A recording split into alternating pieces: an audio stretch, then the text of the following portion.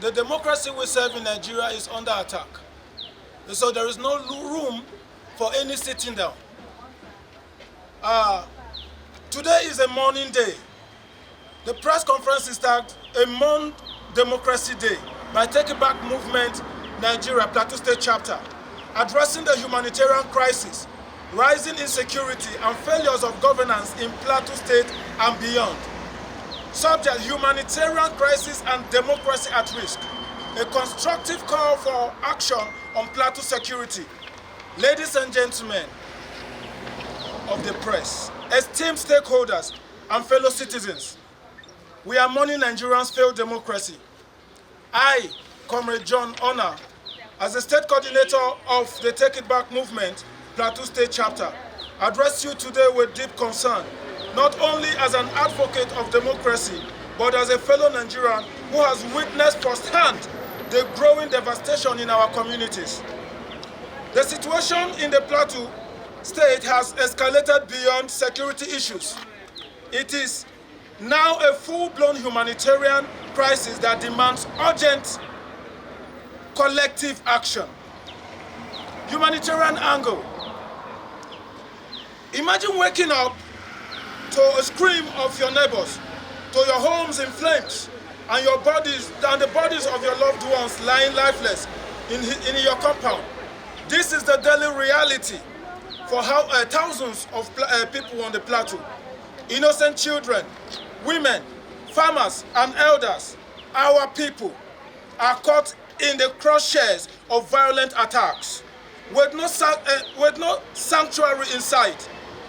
At least 2 to 3 Plateau citizens are killed every 24 hours in Plateau State. According to Amnesty International Nigeria, at least 2,630 people have been killed in Plateau State since the administration took office 2 years ago. Nationwide, 10,217 people have lost their lives to unchecked violence, with 672 villages sacked across just 3 states, Benue, Niger, and Plateau, by armed groups. These statistics are not just numbers. They represent real people whose dreams, futures, and families have been destroyed. We are looking at a looming humanitarian crisis with entire community displaced, schools abandoned, and thousands of internally displaced persons, IDPs, living without access to food, shelter, or basic health care in Mangu, Barkin-Ladi, Bassa, Riom, and Bokos LGAs alone. More than 150,000 people have been forced to flee their homes since President Bola Tinubu Ahmed and Governor Caleb Mufwang of the Plateau State took over power.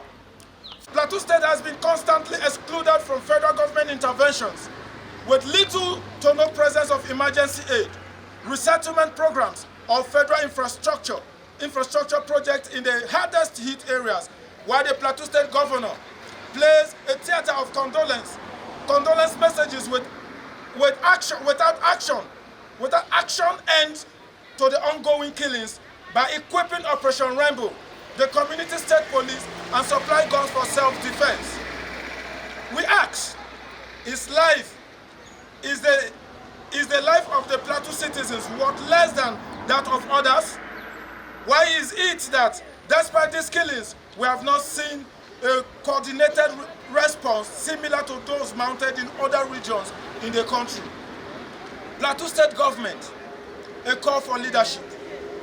The Plateau State Government has shown visible effort in dialogue and peace commissions, but good intentions must now translate into bold actions. Communities need to be empowered and well-funded peace structures, as well as support for local vigilante groups and traditional leaders who are the first line of defense. If the governor can't protect right of life or provide guns for self-defense, he should resign. He is not voted to be organizing praise and worship. He must focus on his primary responsibilities. The security and welfare of the people shall be the primary purpose of government.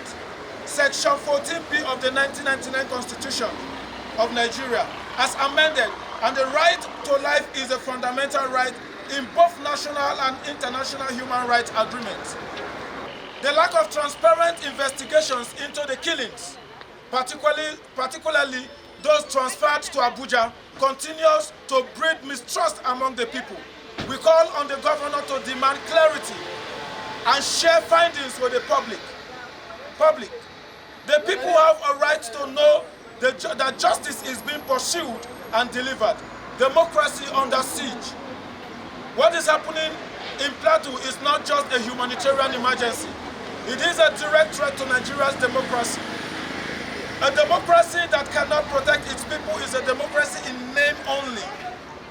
When people live in fear, when villages are emptied, and when justice is elusive, it chips away at the very pillars of our constitutional order. Armed groups are growing bolder because they operate in a vacuum of impunity. This emboldens criminality, discredits state authority, and risks making lawlessness the norm across Nigeria. Our demands.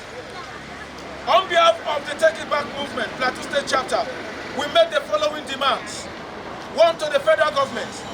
Deploy intelligence-driven security operations immediately to the most vulnerable LGAs on the plateau. Launch a coordinated humanitarian response to address displacement, hunger, and healthcare in affected communities. Investigate in rebuilding sacked villages and restoring livelihood to prevent future violence.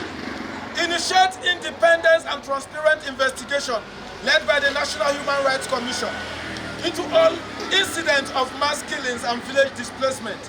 To the Plateau State Government, here are our demands. Fund and empower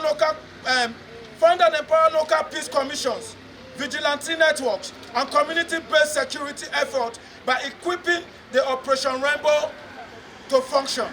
2, provide regular updates to citizens on investigations and justice processes. 3, include IDPs and survivors in recovery planning and trauma counseling programs. And listen to the voices of the vulnerable who are displaced. They must be empowered and go back to school. To the security agencies, improve coordination and intelligence gathering to preempt attacks. Hold officers accountable where there is evidence of negligence or incompetence. To the civil society and the media, amplify the voices of the survivors, displaced persons, and community leaders. Hold public officials accountable by monitoring budgets, policy promises, and security lapses. Advocate for justice, equity, and peace, even when it is uncomfortable to do so. Conclusion, a movement of hope. The situation in Plateau State is there, but it is not hopeless. We speak today not to spread fear, but to inspire urgent and responsible action. The Take It Back movement remains committed to defending democracy, justice, and human dignity. We urge Nigerians to rise above tribal, religious, and political divides. Now is the time to act.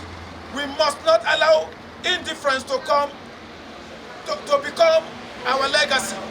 For Plateau, for Nigeria, together we shall take it back. But on a very sad note, in fact, even as I'm here, I'll be moving back to the village for a mass burial in Basa local government, where 4 people were killed yesterday, including a 9-month-old child by armed militias. It is very sad. We, as a people, we have experienced continuous attack for the past 21 years.